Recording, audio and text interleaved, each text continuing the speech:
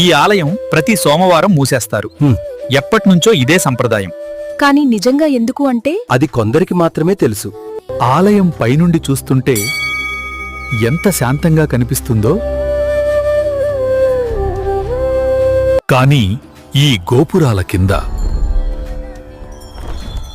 రహస్యాలు నిద్రలేస్తుంటాయి. ఈ గదిలోకి అందరూ రారు. పాతకాలం నుంచే ఒక్క మునివాడే ఈ గ్రంథాన్ని చూశాడు. ఆ మునివాడు తాకలేకపోయాడు. కాని నేను తాకగానే గ్రంథం బ్రతికింది. ఇది నా మునుపటి జ్ఞాపకం. నేను మరిచిపోయిన జీవితం. ఈ మంతరాలు ఇది ఒక దారి. ఈ తలుపు గత 100 సంవత్సరాలుగా